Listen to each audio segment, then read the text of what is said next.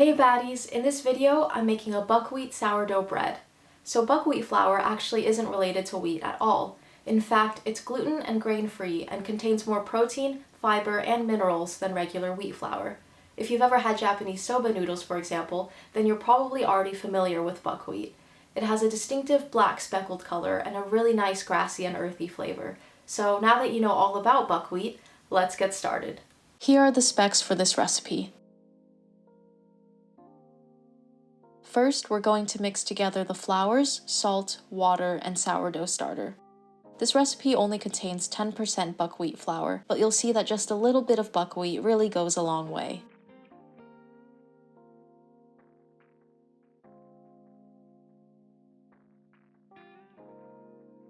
Be sure to mix all the ingredients together until they're well combined and there are no dry streaks of flour remaining.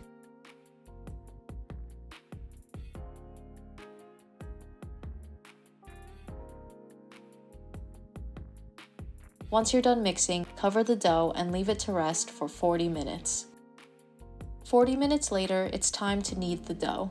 I kneaded it using the rouleau method for about a minute until it came together into a smooth ball.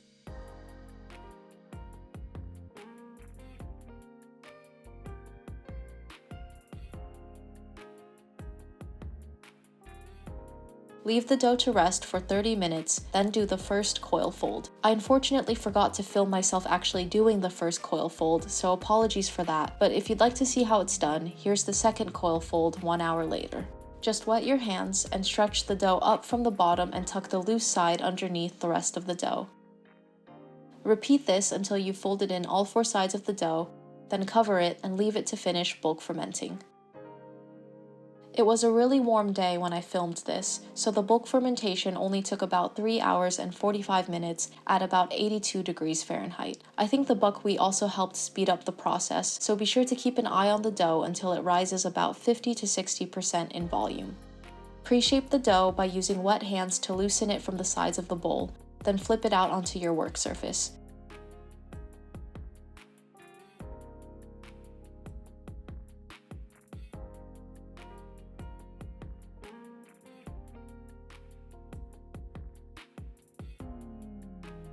Use a bench scraper to round the dough into a ball and leave it to rest for 15 minutes.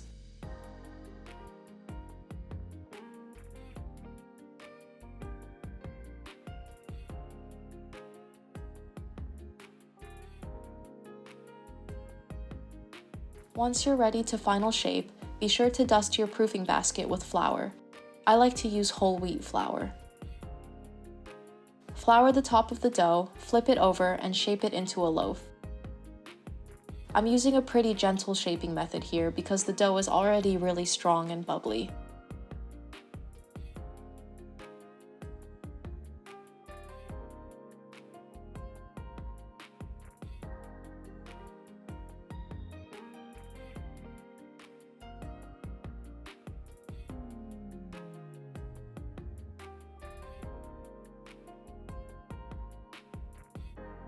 Flour the top of the loaf and place it seam side up into the proofing basket.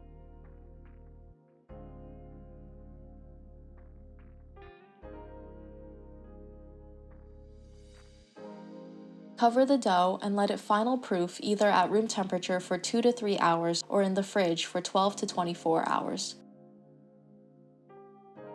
Here's my loaf the following day. I flip it out of the proofing basket onto a piece of parchment paper and score it.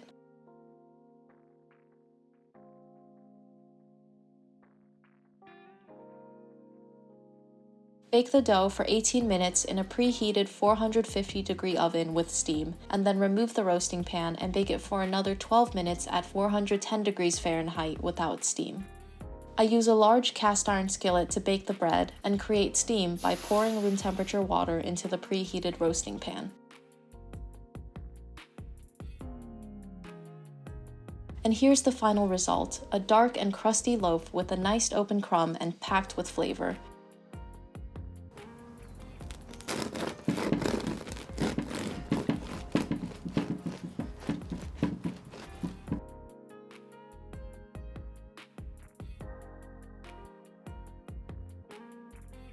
I hope you enjoyed this buckwheat sourdough video. Please like and subscribe if you haven't already, and thanks so much for watching.